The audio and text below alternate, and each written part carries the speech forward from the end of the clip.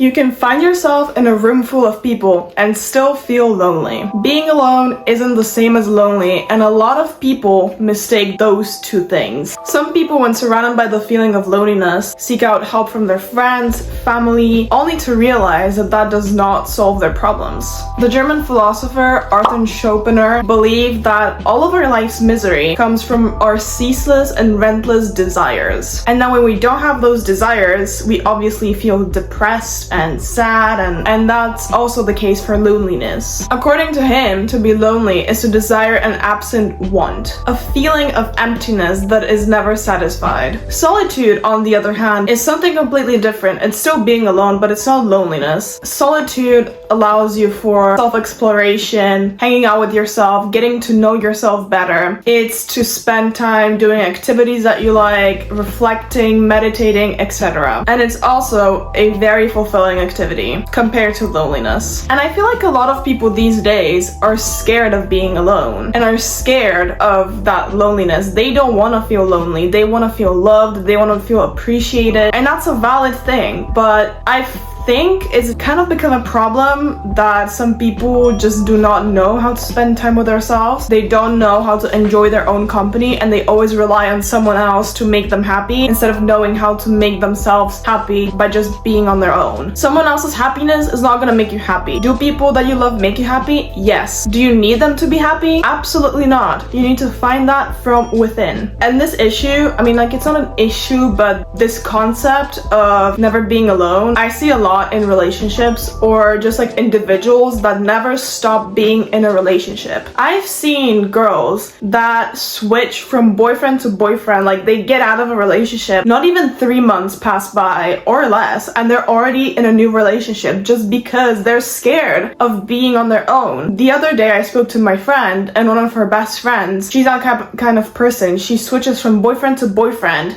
and she explained to her that she doesn't know what to do when she's alone. She doesn't know how to entertain herself. She doesn't like being alone. And I think at that point that becomes an issue, because once you rely on your partner to entertain you, to give you time, to be your everything, you're just minimalizing your own identity and your own self, because at one moment those two people and their two identities will start to merge together. And if you don't find yourself, if you don't hang out by yourself, if you don't spend time on your own, you're gonna have a complete identity crisis once that person is gone. And I've seen this happen. That's why these people that get out of these relationships seek another one right after. They just don't know who they are without being in a relationship. They make it their whole identity to be in a relationship. And this doesn't count only for romantic relationships, but also relationships with their friends. The amount of times I've seen people that are consistently with someone else, they don't want to be alone, they constantly want to be on a sleepover, they constantly want to have friends over. I mean, that's great. Socializing is great, but there's a big difference between being an extrovert and just not knowing how to spend your alone time. Because I do get that extroverts, they get their energy from hanging out with other people, and that's completely fine. But when you're spending time with someone else 24/7 and don't know what to do when you're on your own, that's when it becomes a problem. A research done by Bowker and a company showed that the conscious and deliberate withdrawal from social activities is linked with increased creativity. So those individuals that do decide to spend time on their own have bigger creativity skills. I don't know, they basically know what to do when they're bored. They come up with new activities. However, from a very early age, we're taught that we need to be social. There is truth in that, and being social is very important. Don't get me wrong, the point of this video is not to bash people for socializing. And so we're taught in school that we need to socialize with our peers. Kids that want some alone time and sit in the corner, they get picked on for being a weirdo. They get told by the teachers to go play with their friends. Like, a lot of those kids that actually sit by themselves and decide to spend time alone are the most creative ones, because they're not influenced by so many external factors. So being alone definitely makes you open up your mind more and look for more solutions. Too much time alone, as I said, is not beneficial either. So you need to find a good balance between the two. You need to have your social time and you need to have your alone time. FOMO is also a huge thing especially in university. You go in, you're surrounded by all of these new people, all of these new events. You want to go out every single day, go out every single night. I mean, I struggled with it a lot, especially in first year. I always had FOMO when I didn't go out with my friends for one night. Like, I could go out the whole weekend, and then one night I don't go, and then my friends go, and I'm like, oh, damn it, like, I should have gone. I'm missing out on all of this fun. But you know what? What's one night gonna do? Nothing. How to actually balance these two? I'm gonna give you some tips, because some of you, if you're either too social or too alone, you might want some tips to balance out your lifestyle, so I got you. Here's my best tips. First of all, dedicate time to journaling, meditating, reflecting, whatever it is. I think it just puts you in a space where you can truly reflect on yourself and spend time on your own and see what your mind is thinking without all of these distractions. See where you're at in life, where you want to be, how are you feeling, because acknowledging your feelings is also something very important that we need to do our own. And this exercise also helps you be present and be peaceful while you're on your own. The time you have to dedicate to this really isn't that massive. I personally love journaling first thing in the morning, so I wake up, meditate, stretch, breakfast, and then journal. I write down all my thoughts, what annoyed me, what made me happy, and then I'm set for the day, because once I've just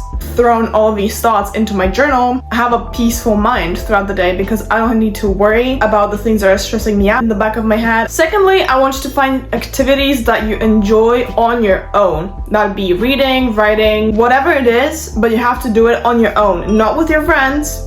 Don't sign up to a dance class with your friend, sign up on your own. I mean, don't get me wrong, hobbies with your friends are amazing. It's a great way to socialize, but I want you to find something that you personally enjoy doing on your own, because for those people that say that being alone is boring, this is the one activity that's gonna make being alone more interesting and more fun. I personally love doing art, I love reading. You can pick whatever it is as long as you're doing it on your own. But then again, on the other hand, my third tip is to make designated time for your friends and family. You don't want to completely cut them off from your life, so make sure to have a designated time to call your friends, talk to your family, even if it's for a little bit. Even if you don't like socializing, it's important, so make time for them. And the last tip is to understand and come to peace with the fact that if you miss one night out or like one social event, it's not the end of the world. No one's gonna judge you, and if they do judge you,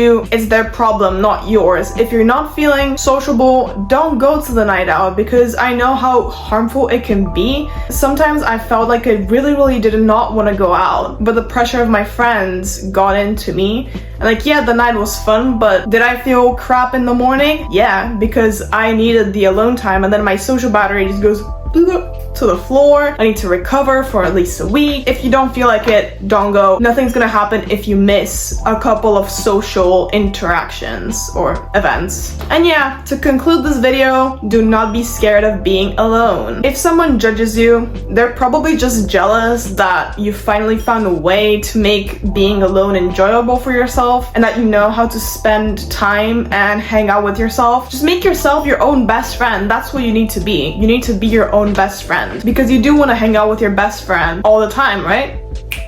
Don't listen to anyone else's judgment, because your own judgment is the most important one. If you enjoyed this video and you took something beneficial from it, make sure to subscribe, hit the like button, and comment down below if you're more on the sociable side or more on the introverted side. I'm very curious to know. I'm more of an introvert. I do love my alone time, so yeah, I mean, I do socialize, but I do enjoy my own company. I love being alone. Make sure to follow me on Instagram, where you see a lot of other cool videos. Follow my TikTok as well. And yeah, don't be afraid to be alone. I'll see you in my next video. Bye!